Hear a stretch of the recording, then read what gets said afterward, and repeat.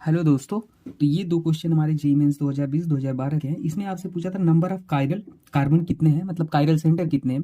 इसमें IUPAC name पूछा था। ठीक है, आयुपेक नेम आपको स्टीरियो आइसोमर मतलब इजेड भी आपको बताना था इसमें।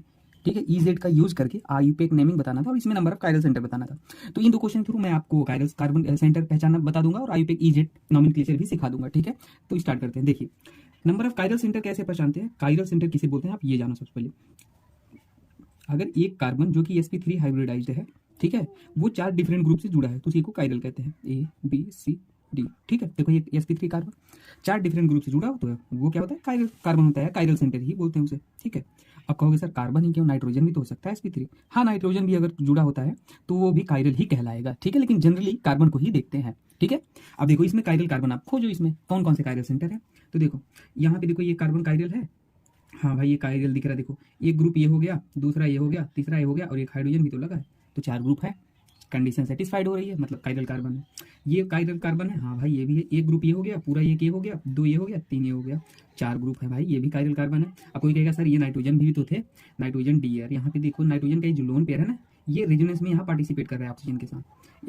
एमाइड का नाइट्रोजन जनरली नहीं पार्टिसिपेट करता किसमें, कायरल में, क्योंकि ये लोन पेयर इस पे बचता ही नहीं, तो sp2 कैरेक्टर आ जाता है इसमें ना हाइब्रिडाइजेशन में, तो इसलिए नहीं होता। ठीक है, अब ये कार्बन देखो तो ये भी है, एक हाइड्रोजन ये हो गया, एक ग्रुप ये, एक 4 ग्रुप हो गया, sp3 हाइब्रिडाइज। तो टोटल जो कायरल कार्बन होंगे वो टोटल कितने आ जाएंगे हमारे हिसाब से, कितने आ जाएंगे, 3 आ जाएंगे। ध्यान देना, कितने, 3 कायरल कार्बन आ जाएंगे। बात समझ रहे हो आप। तो ऐसे निकालते हैं। और कोई ये कार्बन कहोगे कायरल है, कहोगे देखो 2 सेम ग्रुप आ गए मिथाइल मिथाइल, तो ये तो होगा ही नहीं। ठीक है, तो ये नहीं होगा। अब देखो अगला हम देखते हैं, दूसरा क्वेश्चन ये देखते हैं। इसमें आईपीएक नेमिंग पूछा था, तो आईपीएक नेमिंग कैसे करते हैं, सबसे पहले लॉन्गेस्ट पैरेंट चेन चूज करते हैं। अब लॉन्गेस्ट पैरेंट चेन क्या होता है, जिसमें ज्यादा नंबर ऑफ कार्बन आते हैं। आप कहोगे सर नंबरिंग कर लो, 1 2 3 4 5 6 7। अब कोई कहेगा सर इधर से भी तो आप कर सकते थे डी यार, इधर से एल्कीन आता, इधर से क्या एल्काइन आता, तो हम एल्कीन को priority according to priority order numbering करते हैं। तो नंबरिंग तो सबसे पहले पहला काम है लॉन्गेस्ट पैरेंट चेंज होनी चाहिए, और दूसरा जो प्रायोरिटी के अकॉर्डिंग हमारा फंक्शनल ग्रुप वो पहले आना चाहिए। तो इधर से नंबरिंग करोगे एल्कीन आ रहा है, इधर से करोगे एल्काइन आ रहा है, तो एल्कीन को ज्यादा प्रायोरिटी देते हैं। ठीक है, तो इसलिए ये होगा 1 2 3 4 5 6 7। अब ध्यान देना, अब आप कहोगे ठीक है सर अब इसका नाम नॉमेनक्लेचर कर देंगे, तो अब इसमें एक बात आपको ध्यान रखनी थी ना, जहां पे एल्कीन होता है ना डियर, वहां पे आपको इजेड नॉमेनक्लेचर ही बताना था। कोई कहेगा इजेड नॉमेनक्लेचर ये क्या होता है, तो देखो डियर, जैसे मान लो ई किसे कहते हैं, अगर पहला ये पहला ग्रुप हुआ, यहाँ पे ये पहला हुआ, ये दूसरा हुआ, ये दूसरा हुआ, एल्कीन एल्कीन है, तो देखो ये दोनों अपोजिट है, ये दोनों अपोजिट है, तो इसको ई कहते हैं। बाकी भी हम एग्जाम्पल बताएंगे।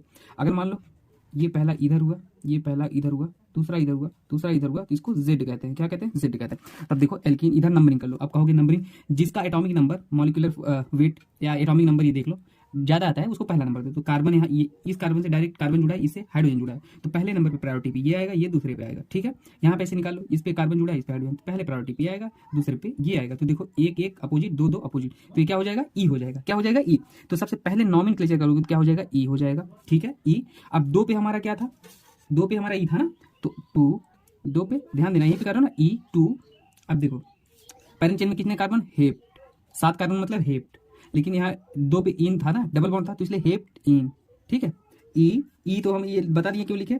फिर 2 पे 2 हेप्ट इन। ठीक है, हेप्ट पैरेंट चेन में 7 थे तो इसलिए हेप्ट और इन डबल बॉन्ड के चलते। अब देखो उसके बाद 4 पे देखो एल्काइन है तो 4, और आइन एल्काइन को क्या लिखते हैं लास्ट में, यहाँ पे दिख रहा है 4 पे देख लो A4 आइन इन न, तो E2 हेप्टीन 4 आइन, तो ये आयुपेक नेमिंग हो जाएगा। ठीक है, बाकी देखो दोस्तों मैंने बहुत सारे क्वेश्चन कराए हैं, 4 क्वेश्चन कराए हैं इसमें। देखो ये पहला, दूसरा, तीसरा, चौथा, तो ये क्वेश्चन मैंने फुल वीडियो, इस पे वीडियो लंबी हो जाएगी, full video IITian thinking channel पे अपलोड है फुल। ठीक है ना, IITian थिंकिंग चैनल पे, वहाँ पे और आपको ट्रिक टेक्निक कॉन्सेप्ट मिल जाएंगे IITian थिंकिंग चैनल पे, वहाँ पे जाके देख लेना। ठीक है, बाकी कुछ डाउट होता है कमेंट सेक्शन में पूछ लेना। बाकी मिलते हैं नेक्स्ट वीडियो में दोस्तों। Okay, thank you.